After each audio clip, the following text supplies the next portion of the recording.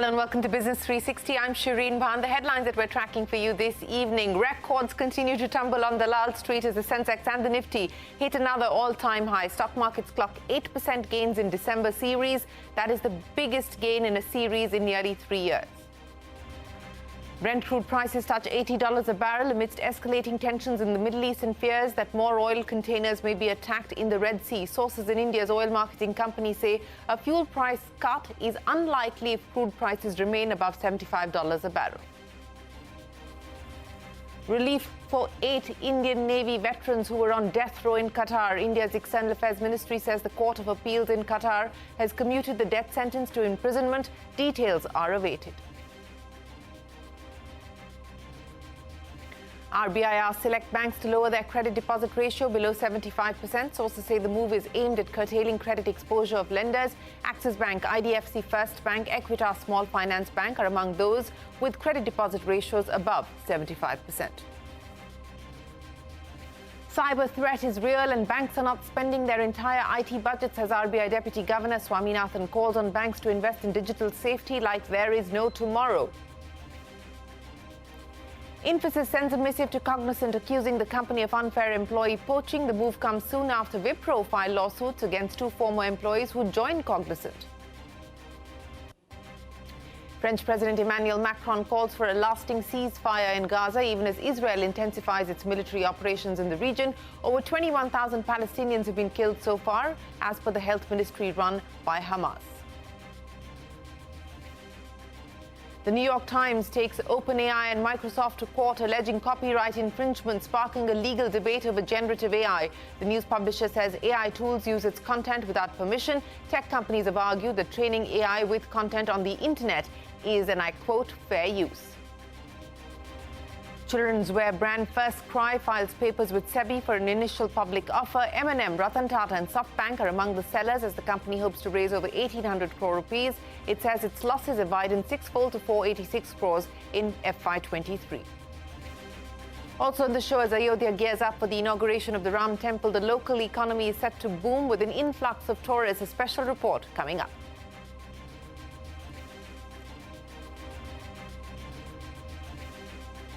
But straight to the news that's coming in, and there is big relief for the 8 former Indian Navy personnel who are facing the death penalty in Qatar. India's Ministry of External Affairs says that a Qatar Court of Appeals has now decided to set aside the death sentence. Abhimanyu Sharma is standing by with more details. Abhimanyu, big development in this matter, relief coming in for the 8 former Navy personnel. What can you tell us at this stage? The Ministry of External Affairs, of course, has issued a statement, but they're saying, given the sensitive nature of this matter, it would be inappropriate to say too much.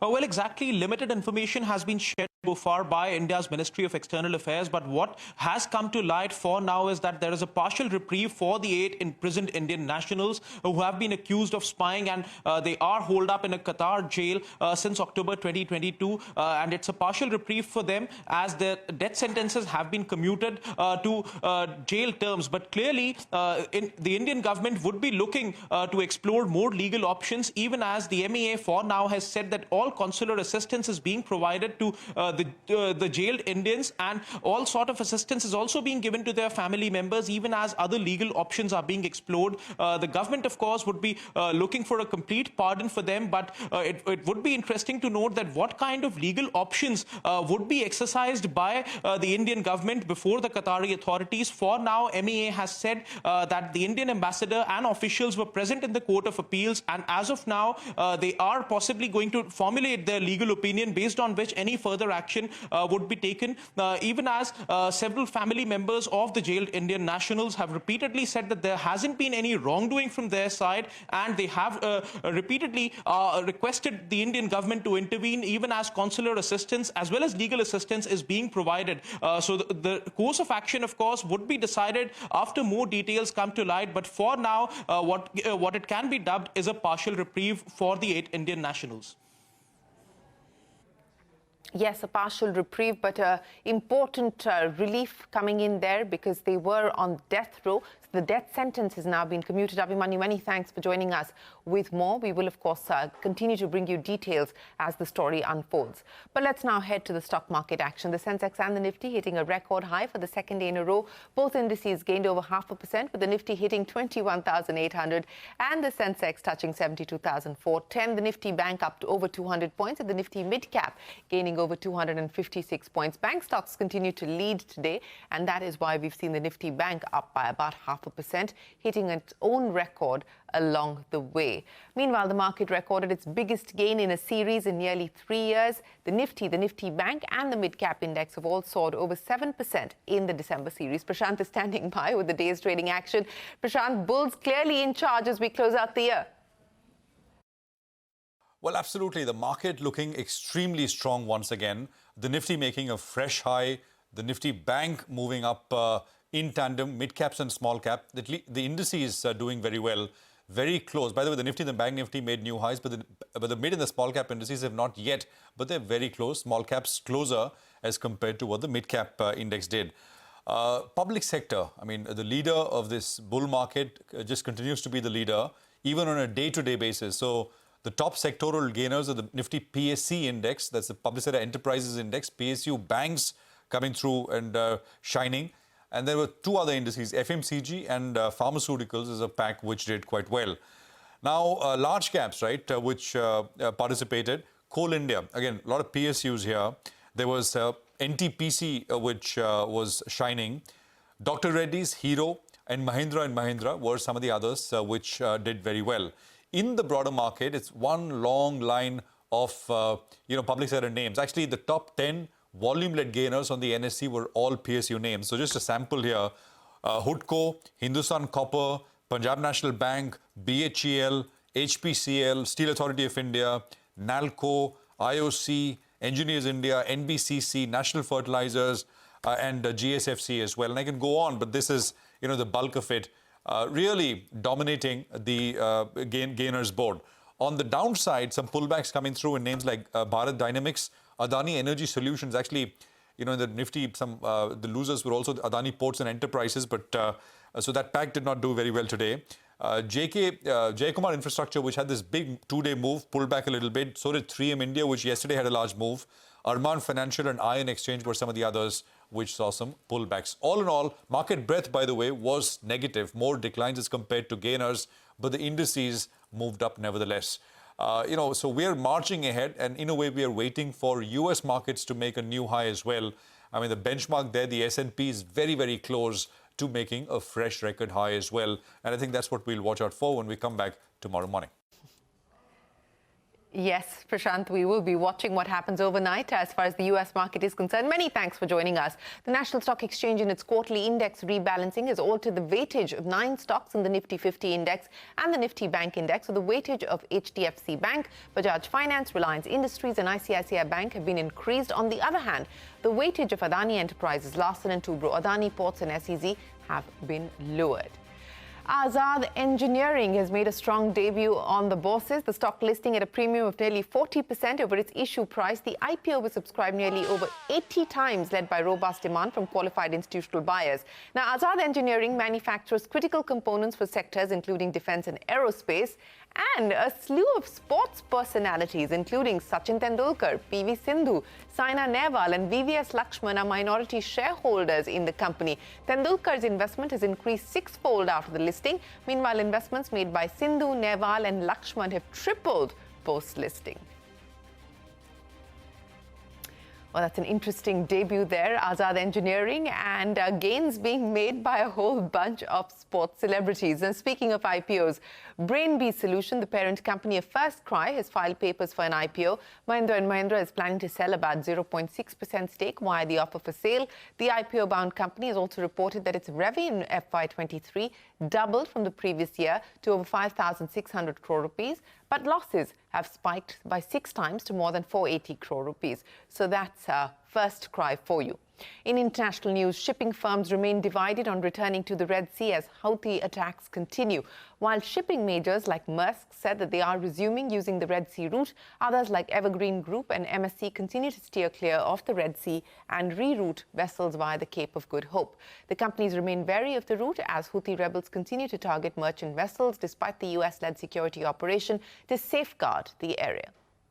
Here's the latest on the war in Gaza. Israel has stepped up attacks, with Hamas claiming 50 Palestinians were killed in early morning raids. The Palestinian death toll has crossed 21,000, according to the Hamas-run health ministry. French President Emmanuel Macron has called for a lasting ceasefire. He spoke to Israel's Prime Minister Benjamin Netanyahu over the phone and condemned the death of civilians.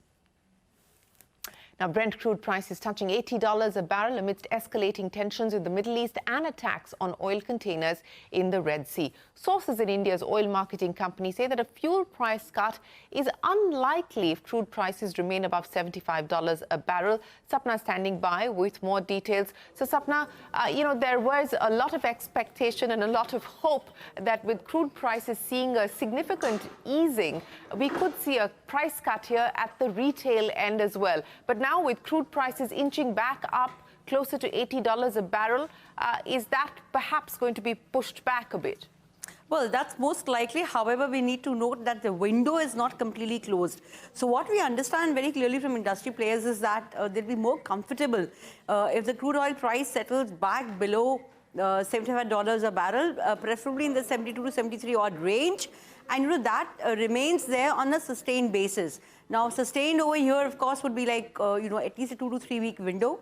So that needs to be seen. Second, of course, they're also talking about the fact that, as you rightly pointed out, is because of the Red Sea crisis that, a price cut possibility will have to be reconsidered. That has got precipitated. The reconsideration has got precipitated because of geopolitical tensions. So going forward, two factors are going to be critical. Geopolitical stress as well as the volatility in the crude oil prices. Both are interconnected to a large extent. So that's where, industry players, their comfort would be that if both things are stable, that's when they will be able to look at something. But as I just said in the beginning, it's election time, so nothing is really closed out or nothing is really cancelled.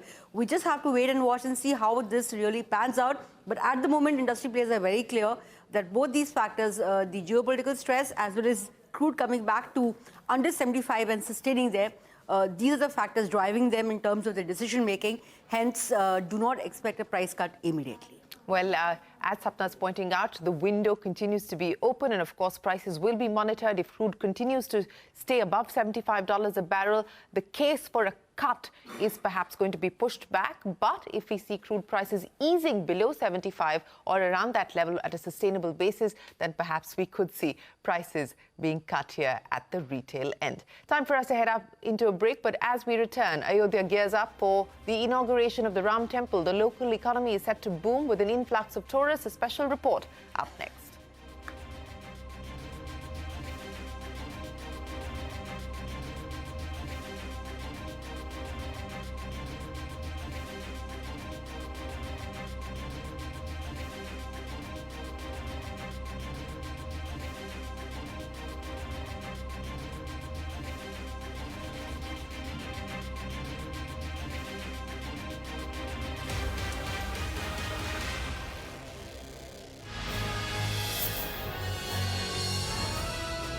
CNBC-TV18, embarking on a quarter century of excellence.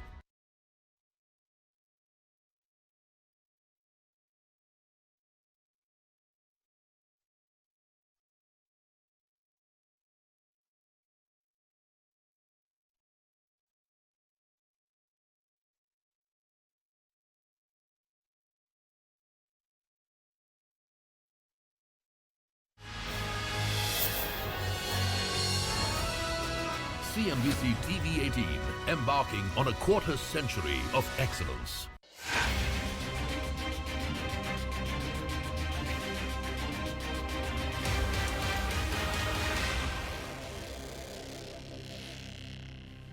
RBI Deputy Governor J. Swaminathan has expressed concern over cybersecurity issues. Speaking at the SBI conclave, he called on banks to invest in digital safety like there is no tomorrow. SBI Chairman Dinesh Khara also expressed the need to beef up cybersecurity and ensure that banks and the ecosystem remain safe. Take a look. Cyber threat is for real, and irrespective of whatever that you do, the people on the other side who are out to hack can get smarter. And while we have got to be lucky every day, they have to be lucky for one day. The only way is in terms of investing in IT and IT security as if there is no tomorrow.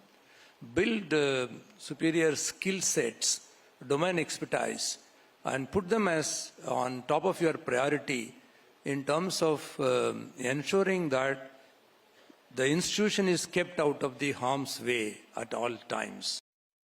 We as banks, we have to ensure that the whole ecosystem is secure, which also means that the partners in the network also are equally secure as we are. Yeah. We cannot afford to have any kind of a laxity on the part of any of the ecosystem partners. So which also means that it is the responsibility of a senior partner in this whole job to ensure that there is adoption of the security standards, which will actually keep the whole system secure. Well, the threat of cybersecurity and what India's financial sector is doing to take it on.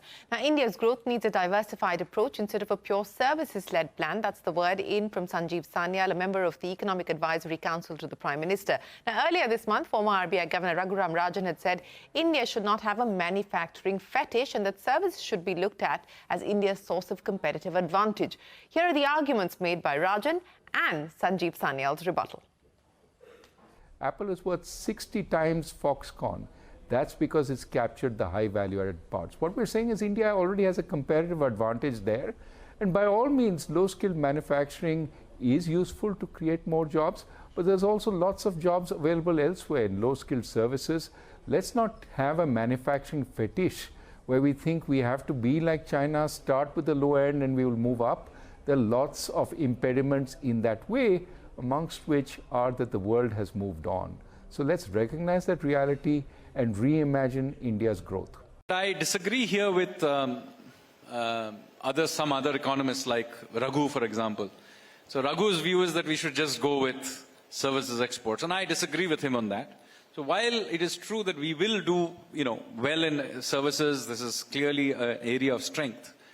I, on the other hand, think that, look, we live in a world where, first of all, not everybody will be able to participate in a purely services-led growth. There is a danger here of also a Dutch disease problem. Well, this isn't a new debate and it will continue to be a raging one. On to a CNBC-TV18 exclusive. We learned from sources that the Reserve Bank of India has asked some banks to bring down their credit deposit ratio to below 75%. In what is another move to exercise caution, the central bank hopes to curtail credit exposure of lenders. Abhishek Kothari is standing by with the details. Abhishek, take us through what the RBI seems to be concerned about.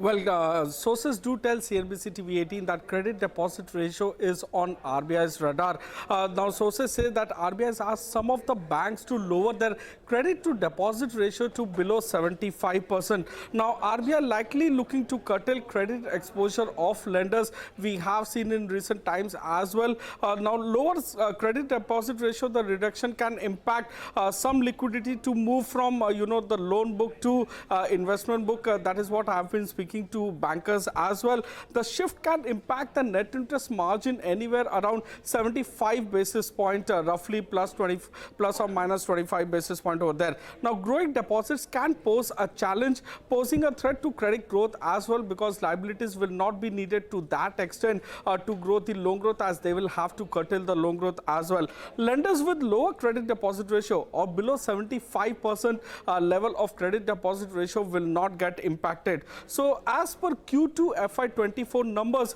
lenders with 75% plus in terms of CD ratio includes IDFC Bank, Suryodaya Bank, Equitas Small Finance Bank, Utkarsh Small Finance Bank, Axis Bank, Bandhan Bank, etc. And banks who have a credit deposit ratio lower than 75%, that includes the likes of Canara Bank, State Bank of India, PNB, IDBI Bank, as well as Bank of India. Now, in recent times, we have seen RBI exercising caution with respect respect to, banks or NBFCs having their loan growth. So RBI had curtailed loan growth in unsecured segment as well, and RBI had increased, risk weight assets to, banks' exposure to NBFCs and other products as well. Back to you. Abhishek, many thanks for joining us. Uttar Pradesh is set to see a sharp jump in tourist arrivals with the inauguration of the Ram Mandir. The hospitality sector is set to benefit the most. Hotels are already fully booked at peak rates as the inauguration date approaches. Radisson and the Taj are among the 73 new hotels coming up in the city. Mandir Mujawar gets us a snapshot of the economic boom that Ayodhya is witnessing.